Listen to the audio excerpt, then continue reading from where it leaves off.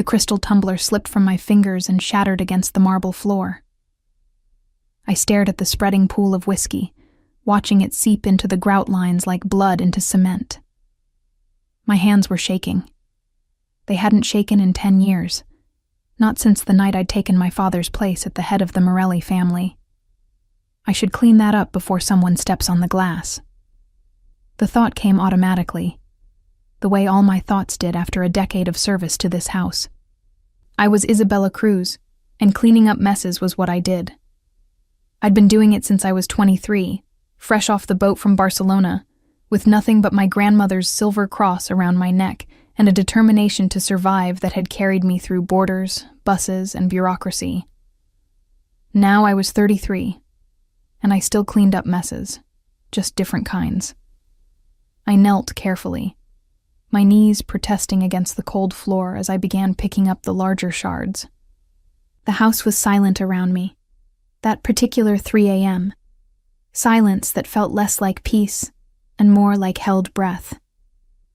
Somewhere above me, in the east wing, Signora Morelli was probably asleep in her separate bedroom, dreaming whatever dreams unfaithful wives had.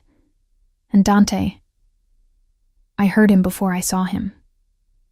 The sound of something heavy hitting a wall made me freeze, a piece of glass still clutched in my palm. Then came his voice, rough and raw, in a way I'd never heard it before, speaking Italian words I couldn't quite make out, but whose meaning I understood in my bones. Pain, rage, betrayal. I abandoned the broken glass and moved toward the sound, my soft-soled shoes silent on the marble. The Gran Salado stretched before me, shadows pooling in corners despite the ambient lighting that was never fully extinguished in the Morelli mansion. Security measures, I'd learned.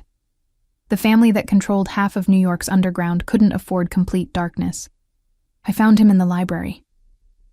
Dante Morelli sat on the floor with his back against his mahogany desk, legs stretched out, head tipped back against the wood.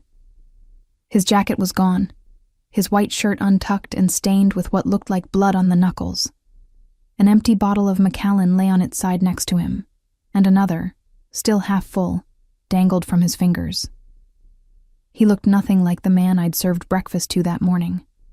That man had been pressed and perfect, his dark hair slicked back with precision, his gray suit fitted to his powerful frame like armor, his presence filling every room he entered with the kind of authority that made grown men nervous and women stupid.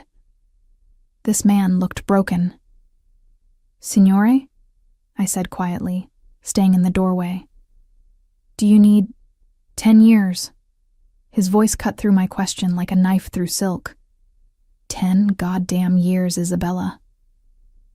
The use of my first name startled me. In a decade of service, he'd only ever called me Cruz, or occasionally nothing at all. Just a nod in my direction when he wanted something. The intimacy of my given name in his mouth made something in my chest tighten. I stepped into the room. "Signore, you're bleeding." He laughed, a sound without humor that made my skin prickle. "Am I?" Hadn't noticed.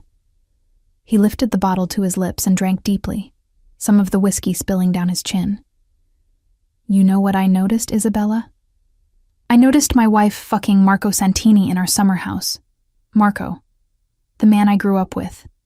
The man who swore loyalty to my family when we were 15 years old." My breath caught. I'd suspected something was wrong when Signora Morelli had returned from the Hamptons early, her usual haughty composure cracked around the edges. I'd suspected further when Dante had come home 3 hours ago, dismissed all the guards except those on perimeter duty, and locked himself in this room. But hearing it confirmed, hearing the raw devastation in his voice, made it real in a way that turned my stomach. "I'm sorry," I said, because what else could I say? What words existed for this kind of betrayal? "Sorry." He tested the word, rolling it around in his mouth like the whiskey. "Everyone's going to be sorry. Marco's going to be very fucking sorry when I—" He cut himself off, his jaw clenching so hard I could see the muscle jump. "You know what the worst part is?" I stayed silent, letting him talk. I'd learned early in my service to the Morellis that sometimes silence was the greatest gift you could give someone. Space to fill with their own thoughts, their own pain. The worst part is that I should have seen it. The signs were all there. The late nights, the new perfume, the way she flinched when I touched her. He laughed again, that broken sound that made me want to gather him up like I would a wounded child. I'm Dante fucking Morelli. I can read a room full of liars like a book. I can spot a double cross from a mile away. But my own wife? My own oldest friend? I was blind. He tried to stand then, using the desk for leverage, but his legs gave out halfway up. I was moving before I thought about it, crossing the room in quick strides to catch him before he fell. My hands gripped his arms, feeling the solid muscle beneath the expensive cotton, the heat of him seeping through the fabric. Easy, I murmured, steadying him. Let me help you. He looked down at me, and for the first time in 10 years, really looked at me. His eyes were the color of dark amber in the low light, bloodshot and unfocused, but still sharp enough to make me feel seen in a way that was both uncomfortable and oddly thrilling. You're always here, he said, his voice slurring slightly. Every morning, every night, 10 years, and you're always here. Why? It's my job, I said simply, though the words felt inadequate even as I spoke them. Your job. He seemed to consider this, swaying slightly despite my grip on him. Do you have a husband, Isabella? A boyfriend? Someone waiting for you in whatever small room you go home to at night? The questions were invasive, inappropriate, but I answered anyway. No, signore. No one. Why not? Pretty woman like you. You should have someone. The compliment, casual and alcohol-soaked as it was, sent warmth spreading through my chest that I immediately tried to suppress. This was not the time. He was not himself. And I was not a foolish girl who mistook a drunk man's rambling for genuine interest. I have my work, I said, guiding him toward the door. And right now, my work is getting you upstairs before you hurt yourself. He let me lead him, his weight heavy against my side. His arm draped over my shoulders in a way that made me hyper-aware of every point of contact between us. We moved through the silent house slowly, his feet occasionally catching on nothing, his breathing heavy and uneven. She said she loved him, he mumbled as we reached the stairs. Said she'd loved him for years. Years, Isabella. While I was out there, building an empire, protecting this family, she was... His voice broke, and I felt him shudder against me. Don't think about it now, I said softly, helping him up the first step. One step at a time, signore. We climbed slowly, the grand staircase that usually echoed with footsteps now muffling our ascent. The paintings of Morelli ancestors watched us pass with their stern, painted eyes, judging or perhaps simply observing this latest chapter in their family's complicated history. By the time we reached his bedroom, the master suite in the west wing, far from where his wife slept, Dante was barely conscious. I'd been in this room countless times to clean, to change linens, to ensure everything was perfect for the man who demanded perfection in all things. But I'd never been here like this, with him leaning on me, trusting me to get him to safety. I guided him to the bed, easing him down onto the mattress. He caught my wrist before I could step back, his fingers wrapping around my arm with surprising strength for someone so intoxicated. Stay, he said, the word barely above a whisper. Just don't leave me alone right now. Every professional instinct I had screamed that this was wrong, that I should call his personal assistant, his brother, anyone but remain here in his bedroom in the middle of the night. But the raw vulnerability in his voice, the desperate grip on my wrist, the way he looked at me like I was the only solid thing in a world that had just shattered around him, it all conspired to keep me frozen in place. "I'll stay until you fall asleep," I heard myself say. He nodded, his eyes already drifting closed, and released my wrist. I should have left then, should have backed away and returned to my own quarters in the staff wing. Instead, I found myself moving around the room, removing his shoes, loosening his tie, covering him with the cashmere throw from the foot of the bed. His shirt was ruined, the blood on his knuckles dried now, but still stark against the white fabric. I went to his bathroom, found the first aid kit I knew was kept under the sink, and returned with antiseptic and bandages. "This might sting," I warned, taking his hand in mine. He didn't flinch as I cleaned the wounds, just watched me with those amber eyes that seemed to see more than they should. His knuckles were split, probably from hitting something or someone. I worked carefully, my fingers gentle as I applied the antiseptic, wrapped the bandages, tried to ignore the way my heart was racing. "You have kind hands," he said suddenly. "I never noticed before." "You've never needed to notice before, signore." "Dante." The name came out rough, almost pleading. "Call me Dante, at least tonight. At least when it's just us and everything else is broken." I looked up at him, at this man who'd been my employer for a decade, who I'd served without question, who I'd watched from a distance as he built his empire and commanded respect and fear in equal measure. This man who was now asking me to see him not as Signore Morelli, but simply as Dante. "Dante," I repeated softly, testing the name on my tongue. He smiled, a real smile that transformed his face from harsh angles to something almost boyish. Then his eyes closed again, his breathing deepening as the alcohol finally pulled him under. I should have left. I meant to leave. But as I stood to go, he stirred, reaching out blindly, and I found myself sitting on the edge of the bed instead. Just for a moment, I told myself. Just until I was sure he was fully asleep. The moment stretched into minutes, and the minutes into an hour. I watched him sleep, this powerful man brought low by betrayal, and something in my chest cracked open. Some wall I'd built around myself during 10 years of service, 10 years of being invisible, 10 years of keeping my distance from the life and the man I served. I knew his routines better than I knew my own. I knew he took his coffee black with 1 sugar, that he read the financial section of the Times every morning, that he worked out at 5 a.m. without fail, that he preferred his shirts pressed with light starch, that he had a scar on his left shoulder from a bullet he'd taken when he was 25, that he was left-handed but trained himself to shoot with his right, that he called his mother every Sunday no matter where he was in the world. I knew these things because it was my job to know them. But somewhere along the way, the knowing had become something more. Somewhere in the careful attention to his preferences, the anticipation of his needs, the quiet witnessing of his life, I had done the unforgivable thing. I had fallen in love with Dante Morelli.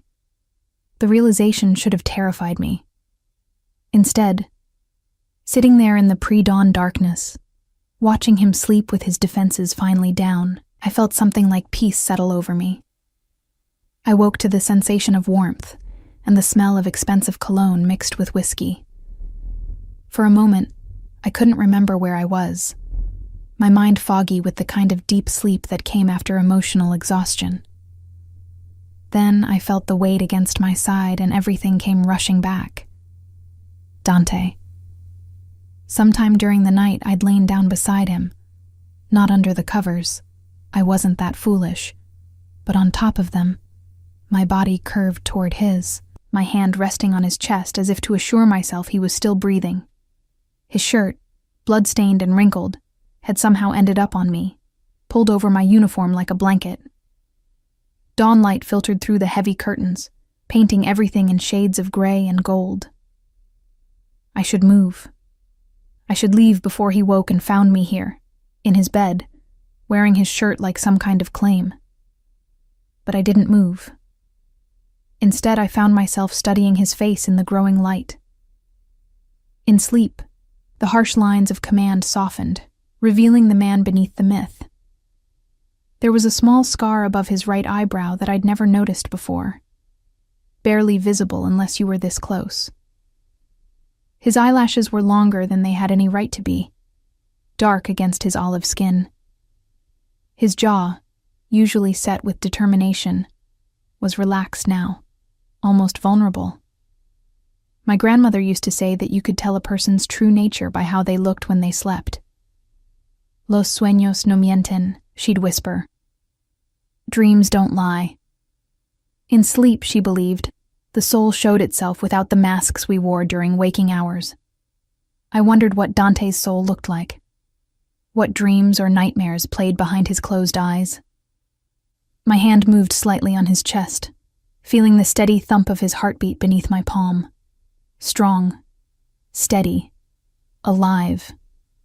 Despite everything he'd endured, everything he'd done, everything he'd built and destroyed, his heart kept beating with the same relentless rhythm as any other man's.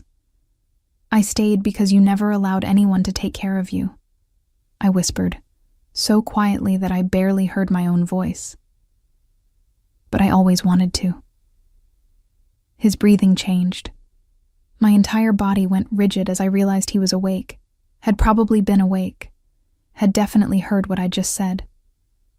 Panic flooded through me, hot and immediate.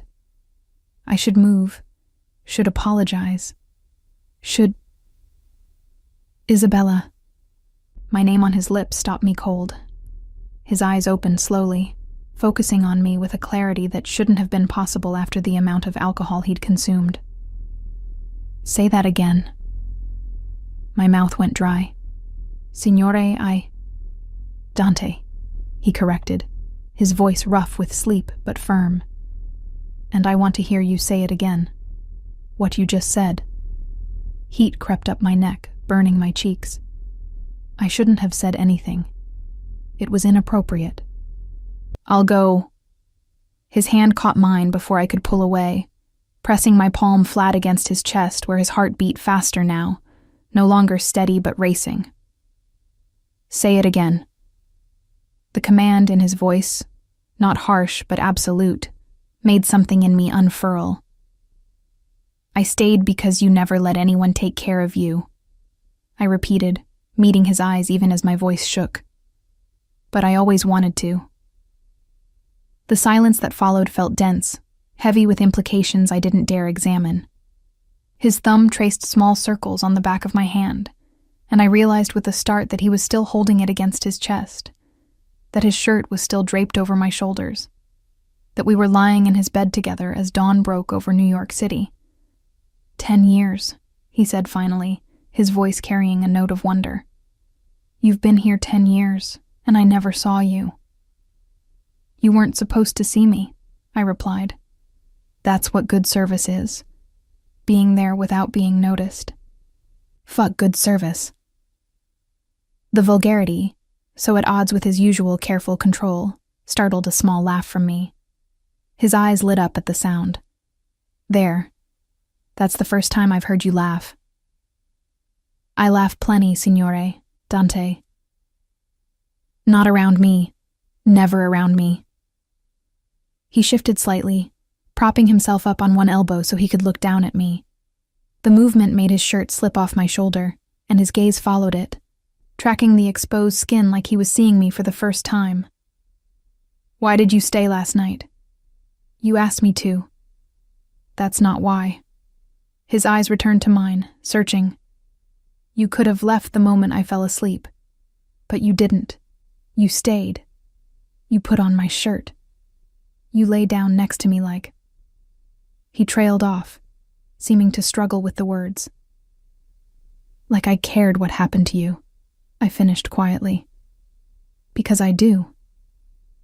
The admission hung between us, naked and vulnerable. I waited for him to pull away, to remember who we were, employer and employee, Don Morelli and his maid, to put back all the barriers that should exist between us.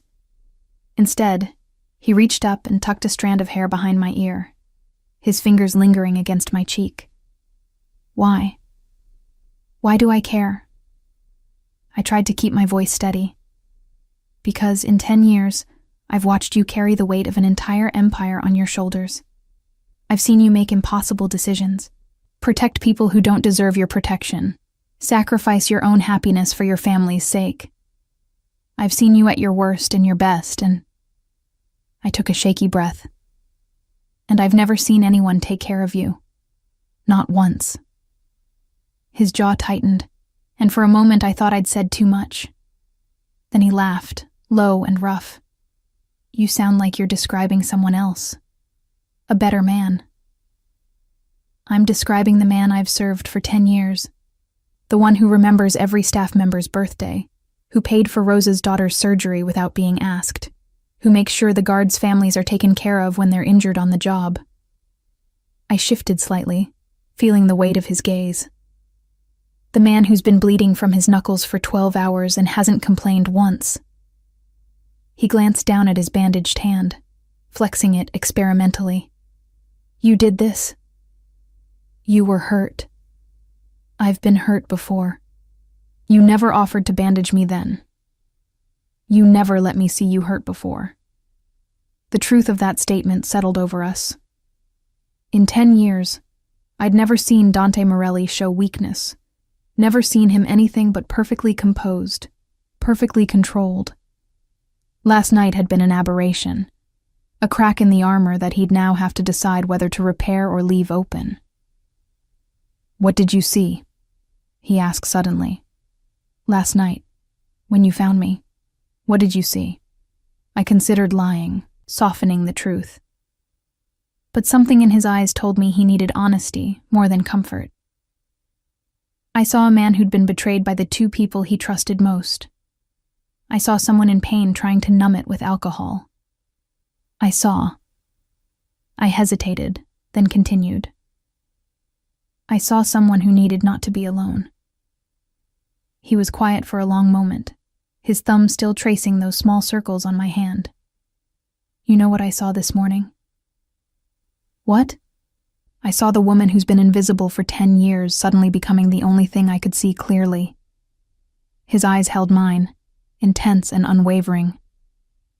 I woke up and found you here in my shirt, touching me like I mattered, and for the first time since I found Bianca with Marco, I felt something other than rage and betrayal. My heart stuttered. What did you feel? Seen. The word came out raw. I felt seen, Isabella. Really seen, in a way that... He cut himself off, pulling back slightly as if remembering himself. This is inappropriate. Yes, I agreed, but I didn't move to leave. You work for me. Yes. I'm married. Technically. I'm not a good man, Isabella. The things I've done, the things I'll have to do. I know, I interrupted softly. I've cleaned your study after meetings. I've seen the fear in people's eyes when they come to the house. I've heard the late-night phone calls, seen the blood on your clothes that wasn't yours. I know exactly who you are, Dante Morelli. He stared at me, something like shock crossing his features. And you stayed anyway. I stayed because of who you are, not despite it. The words hung in the air between us, heavy with meaning. I watched understanding dawn in his eyes, watched him process what I was saying, that I'd seen his darkness and hadn't run, that I knew his demons and hadn't tried to exorcise them, that I accepted him as he was, rather than as I wished he'd be. You're going to ruin me, he said finally, his voice barely above a whisper. Or save you. Same thing. A knock at the door shattered the moment. We both froze as a familiar voice called through the heavy wood. Dante, are you awake? We need to talk about Marco. Luca, Dante's younger brother and consigliere, his second in command in all things that mattered. Dante's entire demeanor changed in an instant, the vulnerability evaporating as he shifted back into his role. But before he could move away completely, he brought my hand to his lips and pressed a kiss to my palm, his eyes never leaving mine. This conversation isn't over, he said quietly. Then louder, Give me 5 minutes, Luca. I slipped from the bed, removing his shirt with shaking hands and straightening my uniform. The cotton still smelled like him, cologne and whiskey and something uniquely Dante. I folded it carefully, laying it on the chair by the window. When I turned back, he was standing, running his hands through his hair, transforming back into Don Morelli before my eyes. But as I moved toward the door, he caught my wrist one more time. Isabella. I looked back at him. Thank you, for last night. He seemed to search for words. For seeing me. I nodded, not trusting my voice, and slipped out into the hallway just as Luca appeared at the top of the stairs. He gave me a curious look as we passed, but I kept my eyes down, falling back into my role as the invisible maid who saw everything and said nothing. But as I descended the stairs, I could still feel the ghost of Dante's lips on my palm, still hear his voice saying my name like a prayer, still see the way he'd looked at me in the dawn light like I was something precious he'd just discovered. Everything had changed. The house felt different after that morning.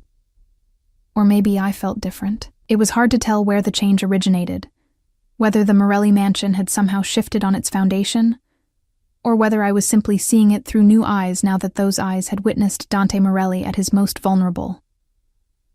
I went about my duties with mechanical precision, the routines I'd perfected over 10 years providing a familiar framework, even as my internal world tilted off its axis. I supervised the morning cleaning, checked the inventory, coordinated with the chef about dinner, all while my mind replayed those moments in Dante's bedroom on an endless loop. Isabella, you're doing it again. I blinked, focusing on Rosa, the cook who'd become something close to a friend in my years here. She was watching me with knowing eyes as I stood at the kitchen counter, having apparently been stirring the same cup of coffee for the past 5 minutes. Doing what? I asked, though I knew exactly what she meant. That thing where you're here but not here. She wiped her hands on her apron and came to stand beside me. What's going on? You've been distracted all day. It's nothing. The lie tasted bitter on my tongue. Rosa snorted. I've known you for 8 years, mija. You don't do distracted unless something major has happened. She lowered her voice. Does this have anything to do with what happened last night? With Ella Signora and Marco? Of course she knew. Everyone knew by now. News traveled fast in a household of this size, even when the staff tried to maintain discretion. By noon, every member of the house staff had been aware that Bianca Morelli would be moving out immediately, that Marco Santini was no longer welcome on Morelli property, and that the Don's mood was, in Rosa's delicate phrasing, darker than usual. I found him last night, I heard myself say, after everyone else had been dismissed. He was in the library, and he was. I struggled to find words that wouldn't betray the intimacy of those moments. He was hurt. Rosa's expression softened with understanding. And you took care of him.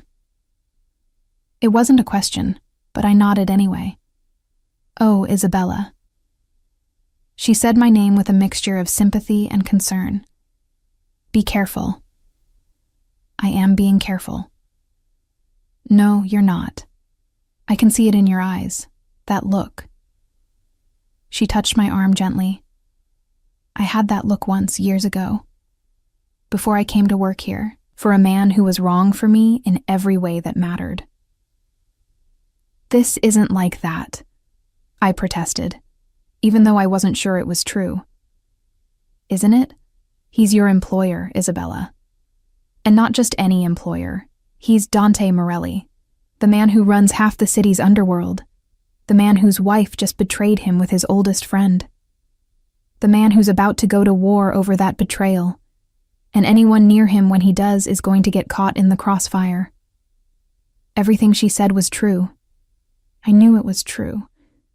But knowing and feeling were two different things, and right now my feelings were a tangled mess of concern, desire, and something deeper that I was afraid to name.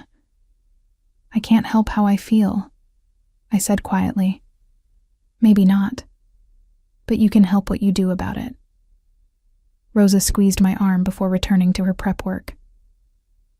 Just remember, men like that, they don't love the same way we do. They possess, they own, they consume, and when they're done, there's nothing left but ash. Her words stayed with me as I continued my rounds through the house. Past the grand salotto where Bianca's portrait still hung above the fireplace. Soon to be removed, I'd heard. Past the dining room where the Morelli family had shared countless meals. Past Dante's study, where I could hear male voices in heated discussion behind the closed door. I paused outside the study, my hand hovering over the knob. I had a legitimate reason to enter. It was time for the afternoon refreshments, something I brought without fail every day at 3 o'clock. But today felt different.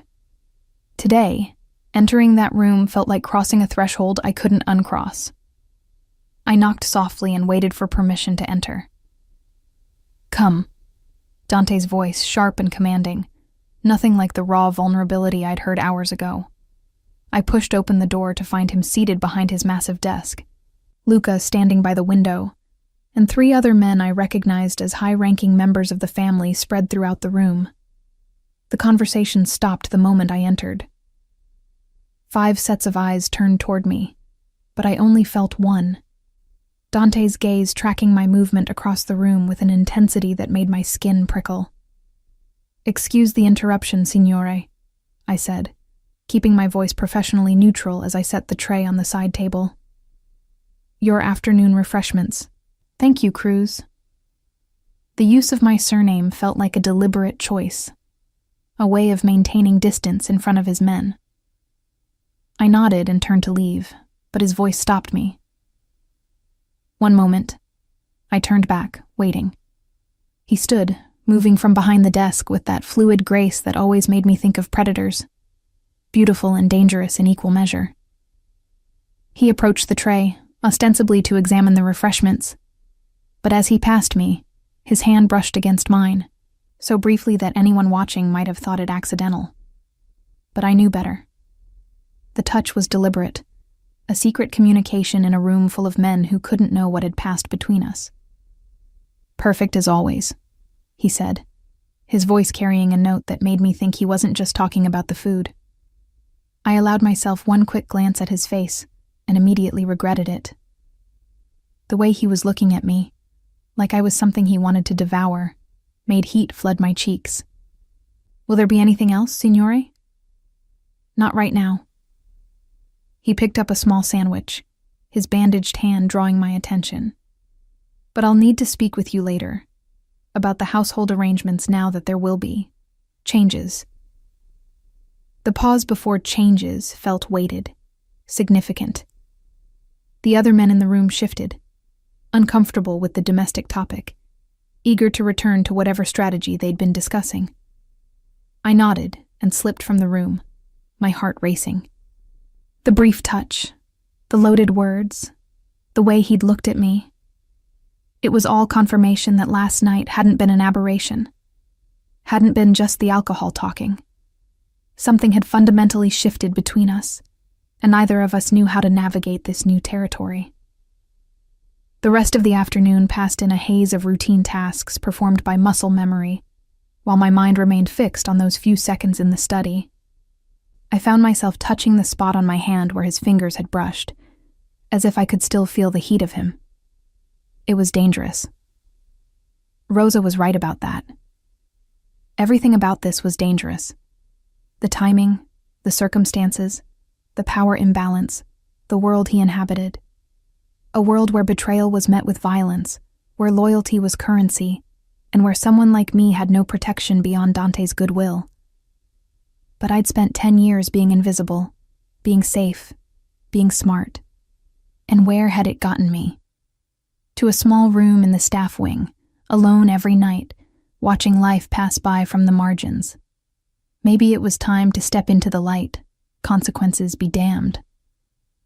That evening, as the house settled into its nighttime rhythm, I found a note slipped under my door. It was written on expensive cardstock in Dante's distinctive handwriting, all sharp angles and controlled precision. Library. Midnight. D. My hands trembled as I read the 2 words over and over. This was a line we were about to cross, both of us going in with our eyes open. I could ignore the note, pretend I never received it, continue on with my life as if nothing had changed. But I knew I wouldn't. At 11:45, I changed out of my uniform into the simple black dress I wore on my rare days off. I brushed my hair, leaving it down instead of in its usual practical bun. I touched my grandmother's cross at my throat, drawing strength from the familiar weight of silver. "Forgive me, abuela," I whispered, "but I have to know." The house was quiet as I made my way downstairs. Most of the staff already retired to their quarters. Only the night guards remained, and they were stationed outside, protecting the perimeter rather than monitoring the interior. The library door was ajar, soft light spilling into the hallway. I pushed it open slowly, my heart hammering against my ribs. Dante stood by the window, his back to me, hands in his pockets as he stared out at the darkened grounds. He'd changed from his business suit into dark slacks and a white shirt, the sleeves rolled up to expose his forearms. Without his jacket, he looked less like a mob boss, and more like what he might have been in another life. Just a man. "I wasn't sure you'd come," he said without turning around. "I almost didn't. What changed your mind?" I moved into the room, closing the door behind me with a soft click. "Honestly, I'm tired of being invisible." That made him turn. His eyes traveled over me, taking in the dress, the loose hair, the way I held myself, not as his employee but as a woman. "You've never been invisible to me, not after last night." "Before last night, then. For 10 years. He had the grace to look slightly guilty. "Before last night, I was a fool. I'm trying not to be one anymore." We stood there, 10 feet apart, the desk between us like a physical manifestation of all the barriers that still existed. Social class, power dynamics, his complicated marital situation, the dangerous world he inhabited. All of it hung in the air, unspoken, but heavy. "What did you want to talk about?" I asked, even though I suspected we both knew this conversation wouldn't be just about household arrangements. "You," he said simply. "I want to know who Isabella Cruz really is. Not my maid. Not the woman who's served my family for 10 years. The woman beneath all that. The one who stayed with me last night when she had every reason to leave." The request was so unexpected, so personal, that I found myself momentarily speechless. In 10 years, no one in this house had asked me about myself. I was Cruz, the reliable maid who showed up on time, did her job without complaint, and disappeared into the background when not needed. But Dante was asking me to be more than that. He was asking me to be seen. "I don't know where to start," I admitted, my hands clasped in front of me to keep them from shaking. "Start at the beginning." Dante moved around the desk, leaning against it with his arms crossed over his chest. The posture was casual, but his eyes remained intense, focused entirely on me. "Where are you from? How did you end up here?" I took a breath, steadying myself. "Barcelona. I grew up in a small apartment in the Gothic Quarter with my grandmother. My parents died when I was young. A car accident. So it was just abuela and me." "She raised you." "She raised me," I confirmed, touching the cross at my throat. "She was a seamstress, worked from home making custom dresses for wealthy women. I used to sit and watch her work for hours, the way her hands moved with such precision and care. She taught me that there was dignity in service, that making someone's life beautiful, even in small ways, was worth doing." "Is that why you became a maid?" I laughed softly. "No, I became a maid because I needed money, and it was the only job available when I first came to America. But I stayed a maid because of what Abuela taught me, that there's value in doing something well, even if others don't notice. Dante was quiet for a moment, processing this. What brought you to America? This was the part I rarely spoke about, the wound that had driven me across an ocean. A man. I saw his expression shift slightly, something like jealousy flickering in his eyes. Not like that. My grandmother got sick. Cancer. The treatment was expensive, more than we could afford. A man I'd known growing up, someone I trusted, offered to help.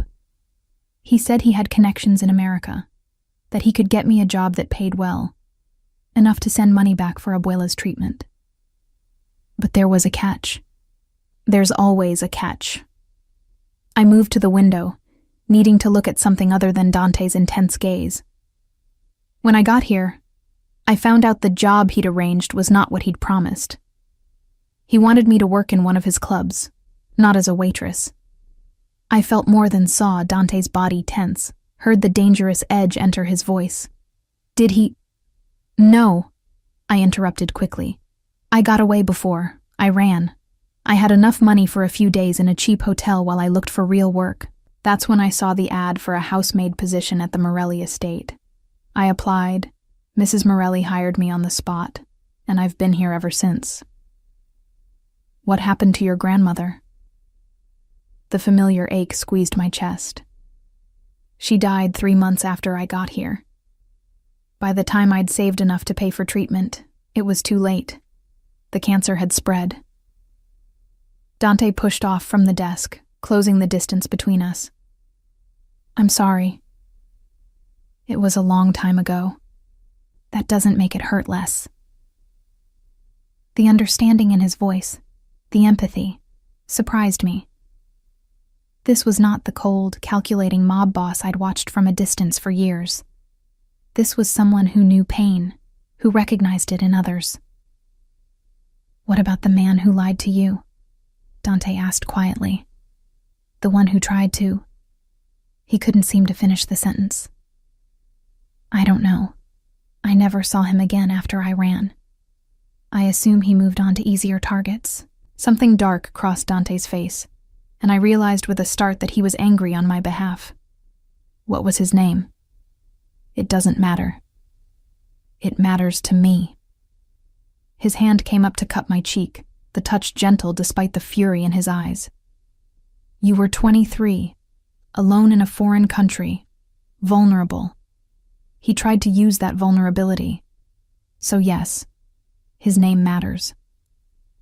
I should have been frightened by the violence implicit in his words, the promise of retribution.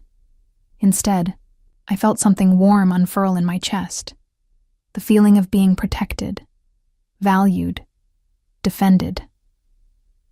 Javier Ruiz, I whispered. Dante nodded once, committing the name to memory, and I knew without asking that Javier Ruiz's life was about to become very complicated. I should have felt guilty about that. I didn't. Your turn, I said, needing to shift the focus. You know my story now. Tell me yours. He dropped his hand from my face but didn't step back. You've worked here for 10 years. You already know my story. I know the public version. The Don who took over the family business when his father died. The man who expanded the empire, modernized the operations, became one of the most powerful figures in New York. But I don't know the private version. The man who stays up until 3 a.m. reading in this library. The man who calls his mother every Sunday without fail. The man who— I hesitated, then continued. The man who married Bianca Rossi.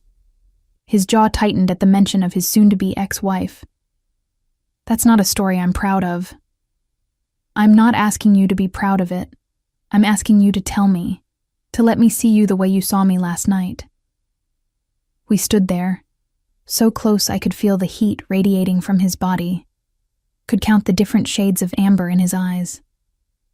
This moment felt significant, like we were standing on the edge of something that would either destroy us or transform us. "I married her because it made sense," he said finally. "A union between the Morelli and Rossi families. Strong alliances, shared territories. My father arranged it before he died, and I honored his wishes." His laugh was bitter. I told myself that love would come eventually, that it didn't matter if I didn't feel passion for her because we respected each other, and that was enough for a successful partnership. But it wasn't. No. We were business partners who shared a last name and occasionally a bed. Nothing more. I worked 18-hour days, she ran her social circles, and we both pretended that was enough. He paused. When I found her with Marco, I wasn't just angry about the betrayal. I was angry because I realized I'd wasted 10 years of my life on something hollow.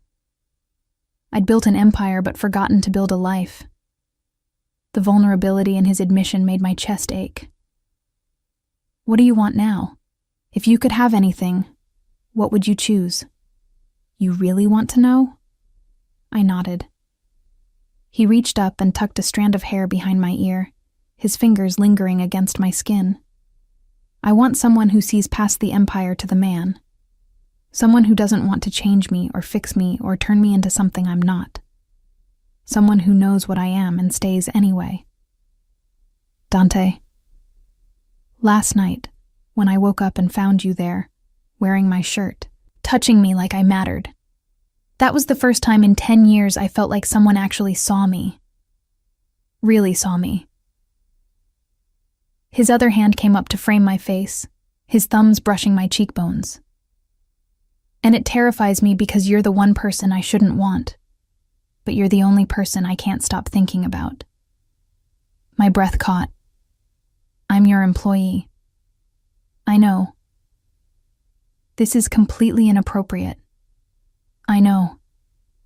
If anyone found out..." "I know all of that, Isabella. I know every reason why this is a terrible idea. I've been listing them to myself for the past 12 hours. His forehead came to rest against mine, and I could feel his breath against my lips. But I can't seem to make myself care. Neither could I. That was the terrifying truth. All the logical objections, all the potential consequences, all the very real dangers. None of it seemed to matter when he was this close. When he was looking at me like I was something precious he'd been searching for without knowing it. "What happens now?" I whispered. "That depends on you." His hands remained gentle on my face, giving me the power to pull away if I wanted. "I won't force this. I won't use my position to pressure you. If you walk out of here right now and tell me to forget this conversation ever happened, I'll respect that. And if I don't walk away..."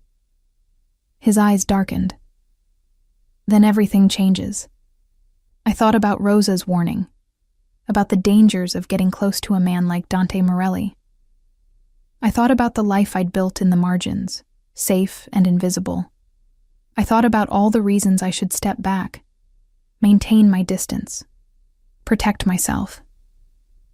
Then I thought about the way he'd looked at me in the dawn light, the way his lips had felt against my palm, the way I'd felt seen for the first time in 10 years. "I've spent a decade being careful," I said. "Being smart, being safe. And where has it gotten me? To a small room, alone every night, watching other people live their lives. Isabella, I'm tired of being invisible, Dante. I'm tired of playing it safe. I'm tired of watching from the sidelines." I took a shaky breath. "So if everything's going to change anyway, then maybe it should." The kiss, when it came, wasn't gentle. It was desperate, hungry, years of unspoken tension finally finding release. His hand slid into my hair, holding me to him, as if afraid I might disappear. My own hands fisted in his shirt, pulling him closer, wanting to eliminate every inch of space between us. We broke apart, only when breathing became necessary, both of us trembling, foreheads still pressed together. "This is going to be complicated," he murmured against my lips. I know. Dangerous. I know that too. You could get hurt. I pulled back enough to look him in the eyes. I've been getting hurt quietly for 10 years, Dante. At least this way. I'll be hurt while truly living. Something fierce and possessive flared in his eyes. No one is going to hurt you. Not while I'm breathing. Not even you? The question seemed to catch him off guard. He was quiet for a long moment before answering. I can't promise I won't hurt you. I can only promise that I'll never do it deliberately, and that I'll spend every day trying to be worth the risk you're taking on me. It wasn't a romantic declaration. It wasn't poetry or promises of forever. But it was honest, and honesty was more valuable than pretty words. Then I guess we're doing this, I said. I guess we are. He kissed me again, slower this time, savoring rather than devouring. And as his arms came around me, pulling me against the solid warmth of his body, I felt something settle in my chest. This might be reckless. This might be dangerous. This might end in disaster. But for the first time in 10 years, I felt truly alive.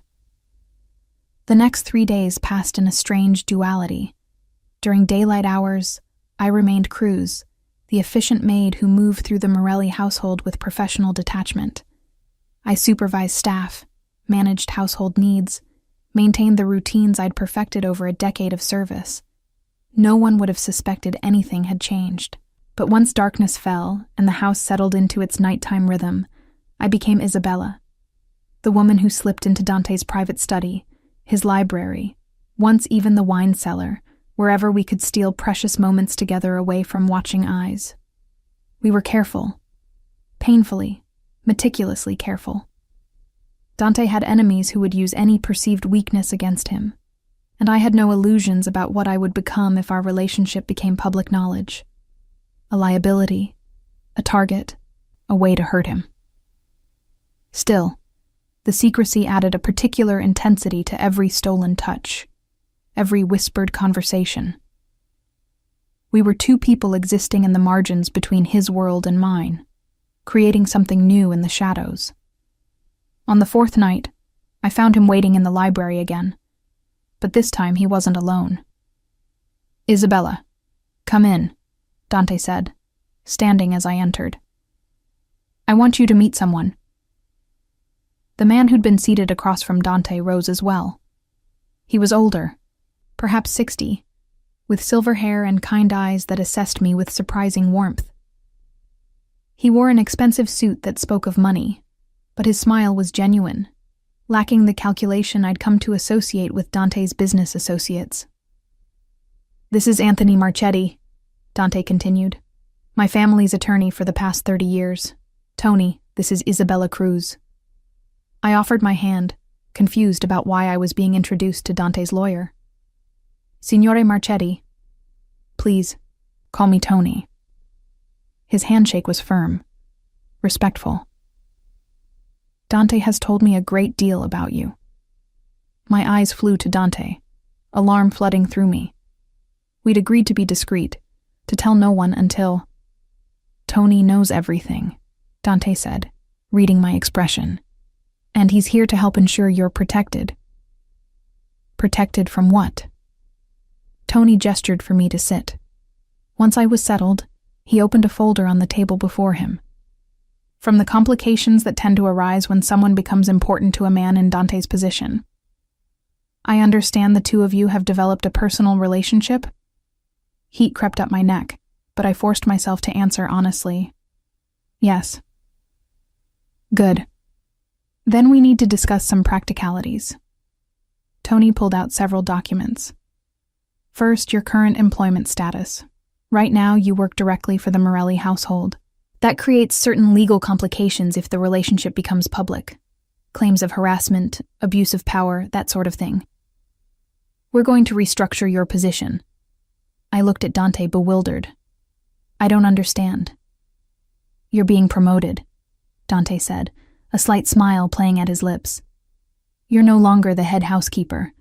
As of tomorrow, you'll be the household manager for all Morelli properties. The primary residence, the summer house, the apartment in the city. It's a legitimate executive position with a salary to match, complete independence in hiring and managing staff, and most importantly, it reports directly to Tony's office rather than to me personally. That way, Tony continued, if anyone questions the relationship, we can demonstrate clear professional separation. You have your own authority structure, your own budget, your own domain.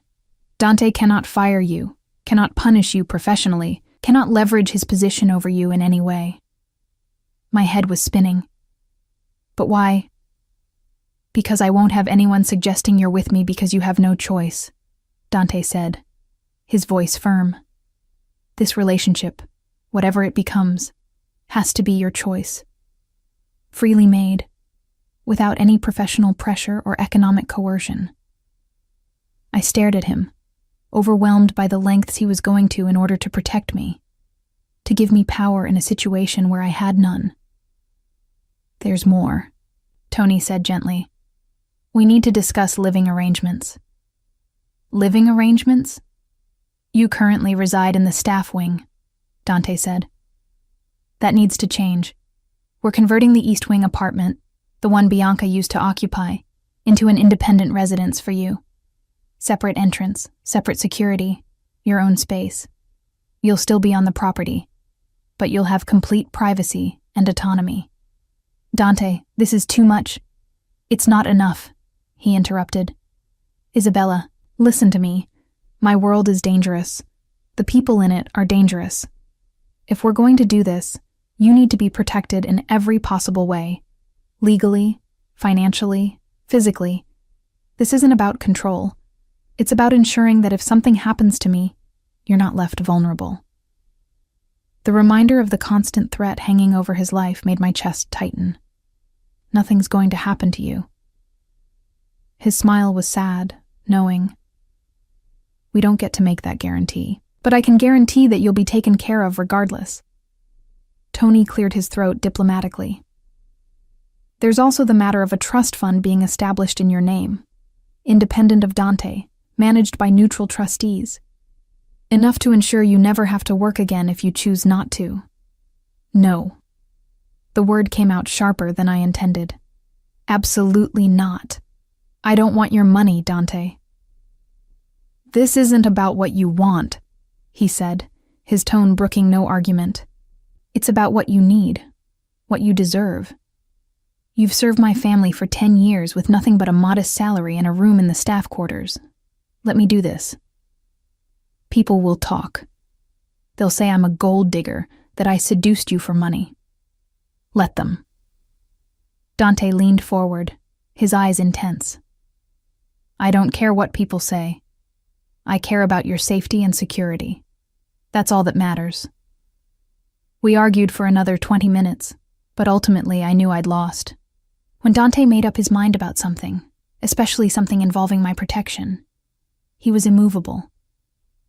By the time Tony left, I'd signed more documents than I could count, agreeing to arrangements that fundamentally altered my position in the Morelli household. Once we were alone, I turned to Dante, still processing everything. You didn't have to do all this. Yes, I did. He pulled me into his arms, and I went willingly, resting my head against his chest where I could hear his heartbeat. I meant what I said that first night. I protect what's mine. I'm not yours yet, I murmured, even as I melted into his embrace. Aren't you? His hand came up to tilt my chin, forcing me to meet his eyes. I think you've been mine since the moment you lay down beside me wearing my shirt. I just didn't know it yet. The kiss he gave me then was slow, thorough, a claiming that had nothing to do with ownership and everything to do with devotion. When we finally broke apart, both breathing hard, he rested his forehead against mine. Stay with me tonight, he whispered, not in secret, not stolen moments. Stay with me properly. The invitation hung in the air between us, heavy with implications. This would be crossing another line, taking another step away from what we'd been toward what we might become. Your wife is gone, moved out 3 days ago. The divorce papers are being filed tomorrow. His hands framed my face.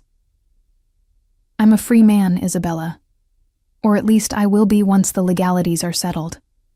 And I don't want to waste another minute pretending I don't want you beside me. I thought about Rosa's warnings, about the dangers of loving a man like Dante. But I also thought about the way he'd protected me, supported me, seen me in ways no one else ever had. Okay, I whispered. I'll stay. The smile he gave me was brilliant, transforming his face from severe beauty to something almost boyish. He took my hand and led me from the library, up the stairs to his private wing. His bedroom was familiar from my years of cleaning it, but entering it now, as his guest, rather than his employee, felt different, sacred somehow. I need to tell you something, he said once we were inside, his expression turning serious. About what happened with Marco. I tensed, not sure I wanted to hear this, but knowing I needed to. I sent men to find him, Dante continued. They brought him back 2 nights ago. We talked. The pause before talked told me exactly what kind of conversation it had been. Is he dead? No, though he probably wishes he was. Dante's jaw tightened. He told me things about Bianca, about their affair. It had been going on for 3 years. 3 years, Isabella. Right under my nose. The pain in his voice made me want to gather him close, to comfort him the way he'd been comforted that first night. But I sensed he needed to finish this confession first. He also told me something else, something that made me realize how blind I'd been. Dante moved to the window, looking out at the darkened grounds. He said Bianca used to laugh about me, about how I was always working, always focused on the business, never paying attention to her. She called me cold, distant, said I was more married to the family than to her. That's not true, I said fiercely. You're not cold, aren't I? He turned back to me. I built an empire, Isabella, but I forgot to build a life. I was so focused on being the Dawn, on living up to my father's legacy, on proving myself strong enough to lead, that I forgot how to be human, how to feel, how to connect. His voice dropped. Until you. My breath caught. You didn't try to fix me or change me, he continued. You saw me at my worst, drunk, broken, betrayed. And you just stayed. You held me together without asking for anything in return. You accepted the darkness in me without trying to turn it into light. And somehow, that made me want to be better. Not because you demanded it, but because you deserved it. I crossed the room to him, taking his hands in mine. I don't need you to be better, Dante. I need you to be real. That's all I've ever wanted. The real man, not the mask he shows the world. Even if the real man is capable of terrible things, especially then. I squeezed his hands. I'm not naive about who you are or what you do. I've lived in this house for 10 years. I know what happens in your study during those late-night meetings. I know why men come to you afraid and leave either relieved or terrified. I know about the violence and the power and the blood. And it doesn't frighten you? It does, I admitted. But what frightens me more is the thought of living another 10 years invisibly. Never taking risks, never really living. I spent my whole life playing it safe. And where did it get me? To a small room, alone, with nothing but regrets. I looked up at him. I don't want to be safe anymore, Dante. I want to be alive. Even if being alive means being afraid sometimes. He pulled me against him, his arms wrapping around me so tightly I could barely breathe. You're the bravest person I've ever met. No, I'm not. I'm terrified. That's what makes it brave, doing it anyway. We stood like that for a long time, holding each other in the darkness. both of us understanding that we were standing on the precipice of something that would change us both forever. Finally, Dante pulled back just enough to look down at me. "Last chance to change your mind. Once we cross this line." I silenced him with a kiss, pouring everything I felt into it. All my fear, my desire, my desperate hope that this impossible thing between us might somehow work. When we finally broke apart, both breathless, I looked up at him with steady eyes. "I already crossed the line the moment I lay down beside you that first night. Everything since then has just been admitting it." His smile was slow, full of promise and heat. "Then let's stop pretending." What happened next was not the desperate coupling I'd imagined in my secret fantasies. It was slow, reverent. Dante treating my body like something precious he'd been entrusted to protect. He learned every curve, every sensitive spot, every place that made me gasp or sigh or call his name. And afterward, lying in his arms with moonlight streaming through the windows, I felt something settle in my chest. A rightness, a sense of belonging that had nothing to do with possession, and everything to do with choice. "I love you," Dante whispered against my hair. "I don't know when it happened or how, but I love you." The words should have terrified me. Instead, they felt like coming home. "I love you too," I whispered back. "God help us both." His laugh was quiet, tinged with understanding. "God stopped helping me a long time ago, Tesoro. But maybe you're my redemption. Or maybe we're each other's damnation," I suggested, only half joking. "Even better." He pulled me closer. "At least we'll burn together." The next 3 weeks passed in a blur of transition. Bianca formally moved out, taking nothing but her personal belongings and leaving behind any pretense that their marriage had ever been real. The divorce papers were filed, uncontested, with terms so generous that even Tony seemed surprised when Dante signed them without argument. "I don't want her money," Dante explained when I questioned his decision to let her keep everything. "I want her gone, and if writing a check makes that happen faster, it's worth it." My new position as household manager became official, complete with an office in the main house and a staff that reported directly to me. The change in power dynamics was immediate and uncomfortable. People who'd once been my equals now deferred to me, seeking my approval for decisions they'd previously made independently. Rosa was the only one who treated me the same, though even she kept her warnings about Dante to herself now. "Just be careful, mija," she'd said once, squeezing my hand. "And remember, if you ever need help, I'm here." The East Wing apartment that became my new home was beautiful in a way that still made me uncomfortable. High ceilings, expensive furnishings, a view of the gardens that took my breath away every morning. It was more luxury than I'd experienced in my entire life, and some mornings I woke up expecting to find myself back in my small room in the staff quarters. The whole thing revealed as an impossible dream. But then Dante would appear at my door, coffee in hand, that soft smile reserved only for me transforming his usually severe features, and I'd remember. This was real. We were real.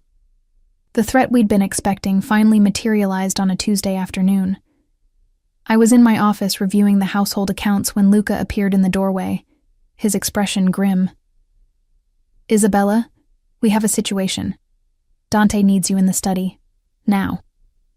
The urgency in his voice sent ice through my veins. I followed him through the house, my heart pounding as various scenarios played through my mind.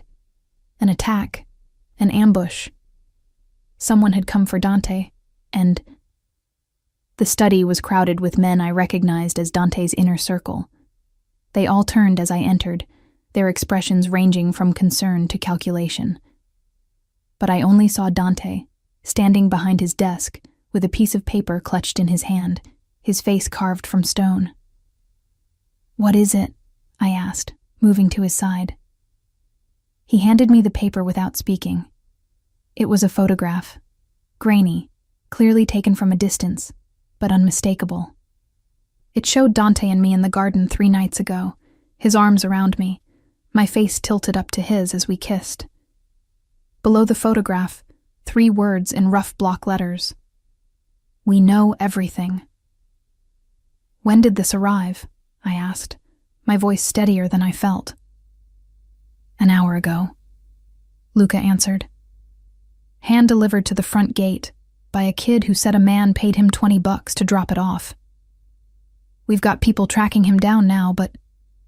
It's the Bratva, Dante interrupted, his voice cold. It has to be. This is exactly their style, psychological warfare before the real attack. The Bratva, the Russian mafia. Dante had mentioned them before, in the context of ongoing territorial disputes and occasional skirmishes for control of certain operations, but I'd never imagined they'd use me as a weapon against him. So what do we do? I asked. Every man in the room looked at me with varying degrees of surprise, as if they hadn't expected me to ask that question, as if they'd expected me to panic, or fall apart, or demand to be hidden away somewhere safe. Dante's expression softened slightly as he turned to me. We protect you. That's priority 1. You'll have guards. That's not what I asked. I took the photograph from him, studying it with a calmness I didn't feel. I asked what we do. Not what you do to protect me. What we do as a team. Something flickered in his eyes. Surprise, pride, maybe a little fear. Isabella. They're using me against you, I continued, looking around the room at these men who'd spent years in Dante's service. They think I'm a weakness, a pressure point they can exploit. So we use that. We let them think they're right, and we turn their own strategy against them.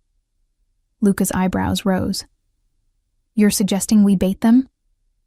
I'm suggesting we stop letting them dictate the terms of engagement.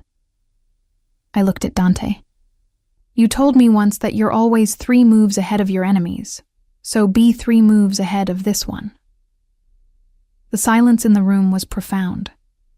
Then Dante laughed, a real laugh that held genuine amusement, and something that sounded almost like joy. You know what? He said, pulling me against his side. You're absolutely right. Gentlemen, it appears we have a strategist in our midst. What followed was 3 hours of intense planning. I listened as Dante and his men outlined the current situation with the Bratva, territorial disputes in Brighton Beach, conflicts over shipping routes, a recent incident where one of the Morelli operations had interfered with a Russian money laundering scheme. They'd been looking for an opening to strike, Dante explained. Something that would hurt us publicly, embarrass us, make us look weak. A relationship between me and my former maid, a woman with no family, no protection, no connections. That's exactly the kind of target they'd go after. So we give them what they want, I said, the plan forming as I spoke. We make me visible. Very visible. I attend events with you, appear in public, make myself an obvious target.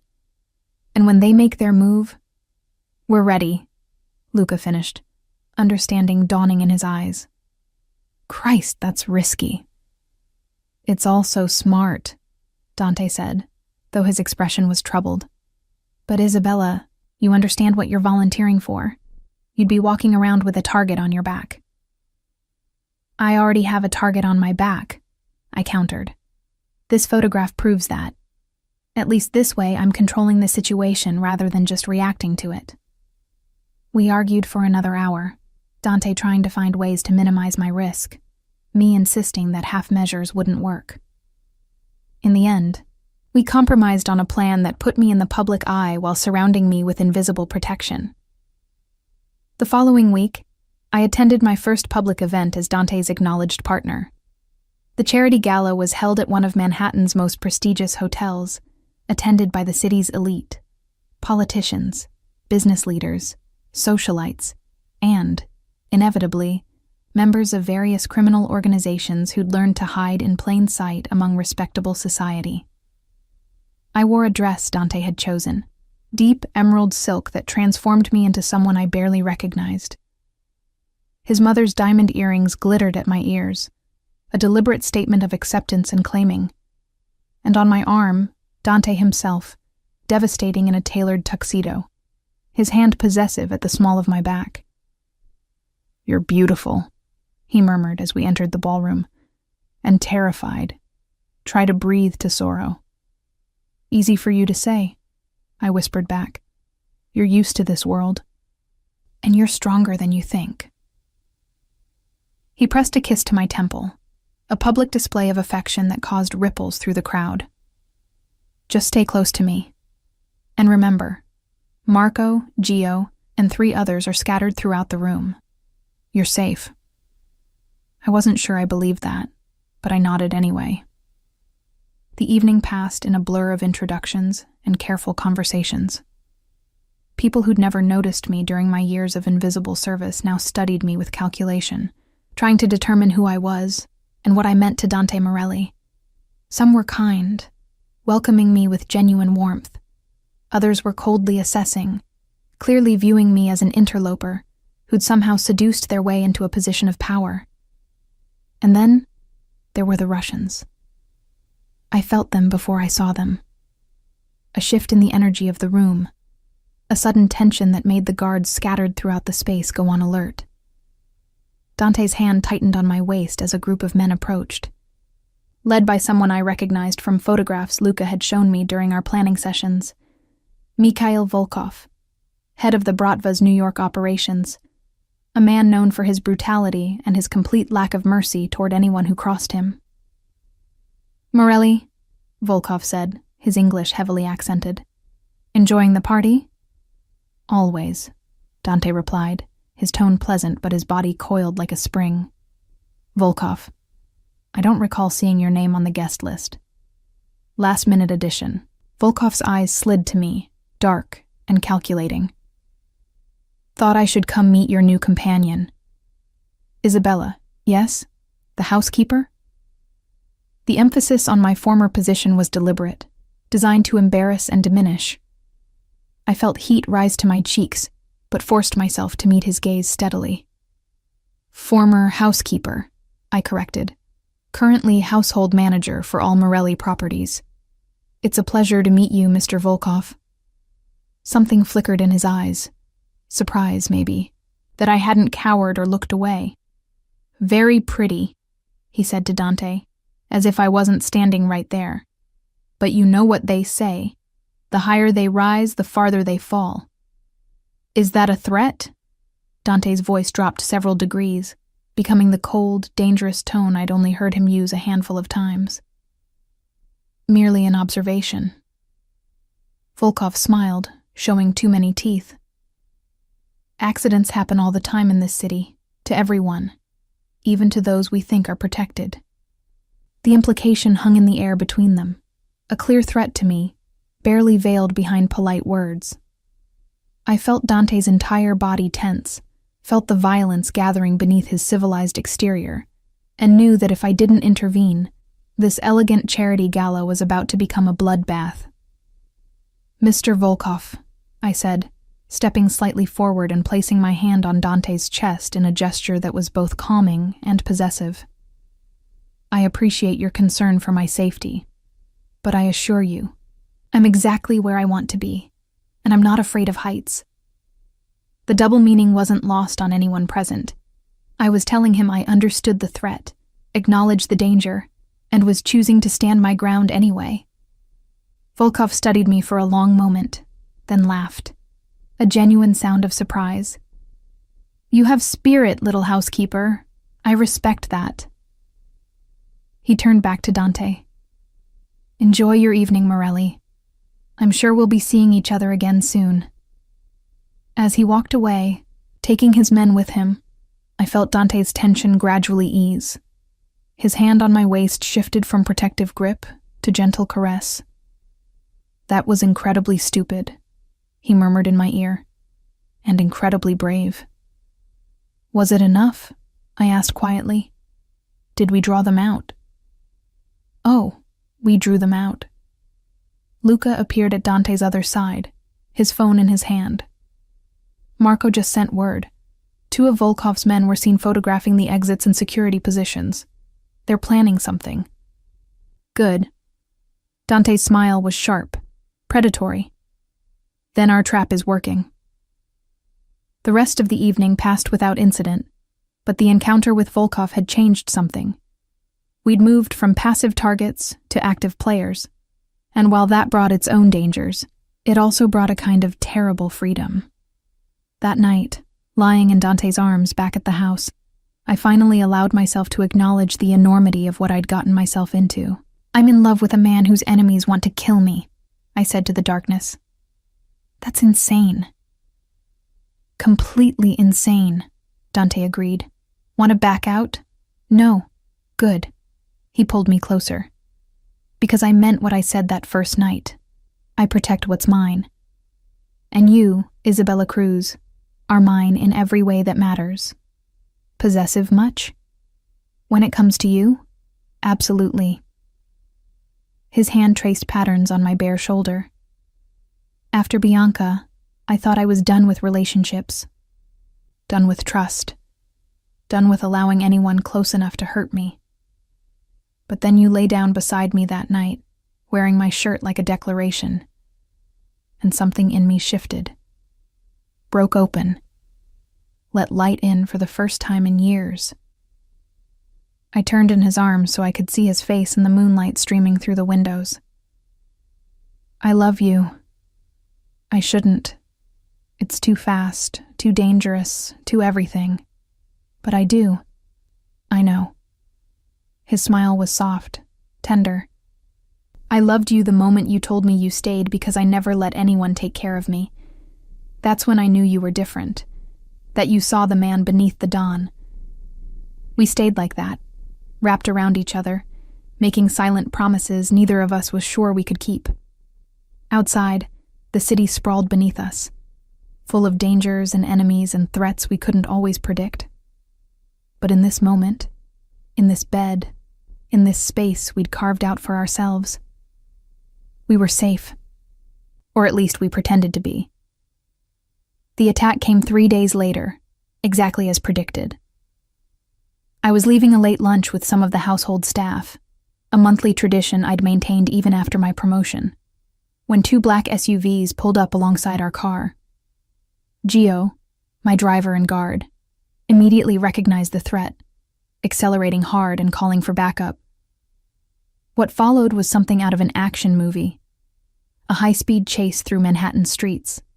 Gio expertly maneuvering through traffic while the SUVs pursued, my phone pressed to my ear as I gave Dante constant updates on our position. "Stay down," Gio ordered as a bullet shattered the rear window. "Reinforcements are 2 minutes out." But 2 minutes can be an eternity when someone's shooting at you. The crash, when it came, wasn't catastrophic, but it was enough to stop our car. I felt the impact, felt the airbag deploy, heard Gio cursing as he tried to restart the engine, and then the doors were being wrenched open, rough hands grabbing me, pulling me from the vehicle. I fought. Years of suppressed rage and fear and determination all came flooding out as I kicked, scratched, bit anything I could reach. I heard Gio shouting, heard the distinctive crack of gunfire, heard sirens in the distance growing closer. Then I heard Dante's voice, roaring with a fury that made everything else seem quiet by comparison. "Get your fucking hands off her!" What happened next is still somewhat blurred in my memory. I remember being released suddenly, stumbling back against the car. I remember Dante appearing, flanked by what seemed like an army of his men, all of them armed and deadly serious. I remember the Russian who'd been holding me backing away, hands raised, realizing too late that he'd walked into a trap. Because that's what it had been, a trap. Bait carefully laid to draw out our enemies and eliminate them in one decisive move. Within minutes, it was over. The Russians were subdued, disarmed, and being loaded into vehicles to be taken somewhere I didn't ask about. And Dante was there, his hands on my face, his eyes wild with a mixture of fear and fury and relief. "Are you hurt?" he demanded, his fingers gentle despite the violence of his tone. "Did they hurt you?"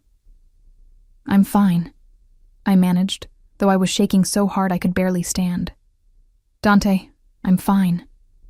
He pulled me against him, his arms wrapping around me so tightly I could barely breathe, his face buried in my hair. "When I heard shots," he whispered, his voice raw. "When I heard you were being fired at, I know." I held him just as tightly. "But I'm okay. The plan worked." "Fuck the plan." He pulled back just enough to look at me. "I nearly lost you. For what? To prove a point? To draw out our enemies? It wasn't worth it. You're not worth the risk." "Yes, I am." I cupped his face, forcing him to look at me. "This is your world, Dante. This is the life you lead, the empire you've built. If I'm going to be part of it, truly part of it, not just someone you hide away to keep safe, then I need to be able to face it. All of it. Even the dangerous parts." He stared at me for a long moment, something like awe crossing his features. Then he kissed me, right there in the middle of a crime scene with his men and arriving police officers as witnesses. A claiming, a promise, a declaration that superseded any words. When we finally broke apart, he rested his forehead against mine. "I love you. God help me. I love you more than anything. I love you too, even though you're dangerous and possessive and completely impossible. Especially because I'm dangerous and possessive and completely impossible," he corrected with a small smile. The weeks that followed brought changes neither of us had anticipated. Volkov, recognizing that he'd been outmaneuvered and that continuing to target me would only result in more of his men being killed or captured, extended an offer of truce. Not peace. Men like Dante and Volkov would never truly be at peace, but a mutual agreement to leave each other's personal lives alone while they continued their territorial battles on more traditional grounds. Bianca's divorce was finalized with surprising speed, leaving Dante officially single for the first time in over a decade. Tony began quietly preparing paperwork for another kind of legal bond, one that Dante and I had discussed in quiet moments when the future seemed possible rather than merely aspirational. And I settled into my new role, not just as household manager, but as Dante's partner in the truest sense. I attended meetings when my insight was needed, offered perspectives that his men didn't always consider, helped bridge the gap between the business world and the human cost of their decisions. Rosa was right about one thing. Loving a man like Dante was dangerous. But what she hadn't understood was that the danger wasn't in who he was, but in how completely he loved. Dante didn't love halfway. He didn't do anything halfway. When he claimed someone as his, when he decided to protect and cherish and devote himself to them, it was absolute. And I'd been claimed. Thoroughly. Irrevocably. For better or worse. 6 months after that first night when I'd found him broken in his library, Dante took me back to that same room. The space where everything had changed, where I'd stopped being invisible and started being seen. "I have something for you," he said, pulling a small velvet box from his pocket. My heart stuttered. "Dante, let me finish." He opened the box to reveal a ring, not ostentatious, not flashy, but beautiful in its simplicity. A single diamond set in platinum, elegant and understated. "I know it's fast. I know people will say we're rushing, that you're too young, that I'm too dangerous, that this will never work. But I don't care what people say. I care about you, about us, about the life we're building together." He took my hand, his eyes never leaving mine. "Isabella Cruz, you saw me at my worst and stayed.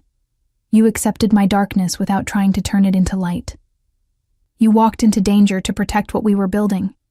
You're the bravest, strongest, most stubborn woman I've ever met, and I want to spend the rest of my life standing beside you in whatever darkness comes." Tears were streaming down my face now, but I was smiling. "That's the most terrifying proposal I've ever heard. Is that a yes? That's a yes." He slipped the ring onto my finger, then pulled me into his arms, kissing me with a tenderness that belied the dangerous man everyone else saw.